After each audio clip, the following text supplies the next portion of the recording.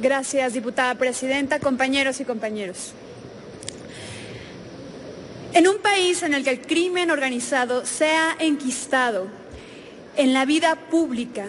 resulta imprescindible no solo fortalecer los esquemas policiales y nuestras propias instituciones de seguridad, sino también reconocer que necesitamos reorientar los instrumentos jurídicos con los que ya contamos, mediante los que combatimos las estructuras financieras de las organizaciones criminales. En los Estados Unidos y en Italia, países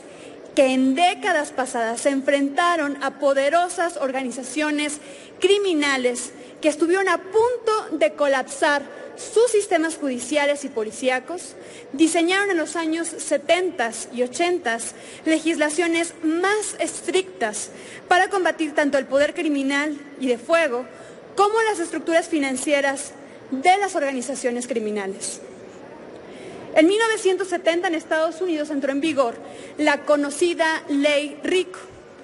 que sirvió para desmantelar, entre otras, la red mafiosa de John Gotti, que era en ese momento la mayor organización criminal de Nueva York. Esta legislación entró y dio sus esfuerzos centrados en incluir hasta 27 delitos en el tipo penal del crimen organizado.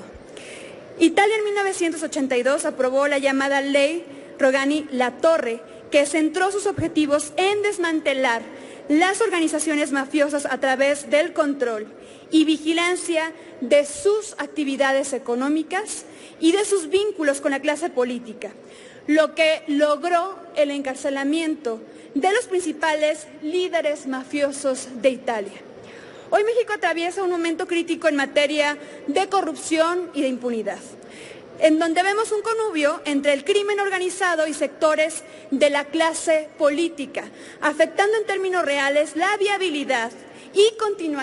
continuidad de las instituciones democráticas de nuestro país.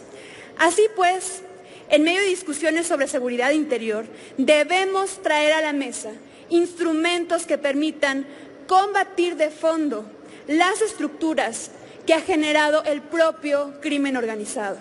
así como sus redes de corrupción que están enquistadas en la vida política de México.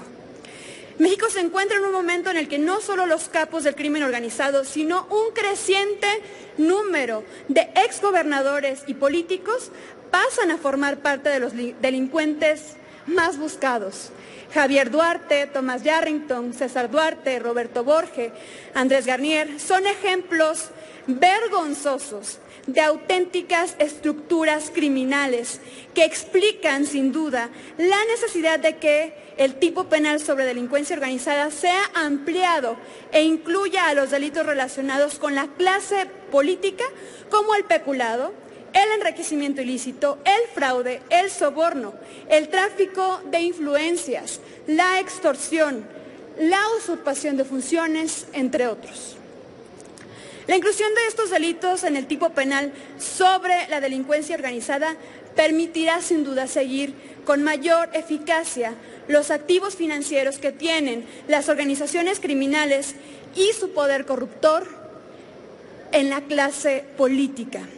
Como señala Edgardo Buscaglia en su libro Vacíos del Poder en México, ¿Cómo combatir el crimen organizado?,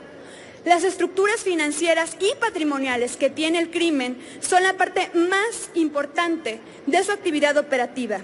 y es necesario analizarlas para tener investigaciones serias y con ello desactivar todas las redes de corrupción que ellos generan. Mediante la presente reforma de la fracción primera del artículo 2 de la Ley Federal contra la Delincuencia Organizada, se podrá reforzar la vigilancia sobre los activos financieros del crimen organizado y con ello identificar todas las redes y el complejo andamiaje de corrupción que está vinculado a la clase política de nuestro país. En Movimiento Ciudadano estamos seguros de que para construir una sociedad más segura y en paz, no basta con incrementar el poder del fuego de nuestras policías, sino se trata de militarizar los esquemas actuales Ni se trata de militarizar los esquemas actuales de seguridad, sino que debemos construir mejores herramientas de combate al crimen organizado que ataquen su razón de existir desde su raíz, acabando así con la impunidad de quienes desde el servicio público se corrompen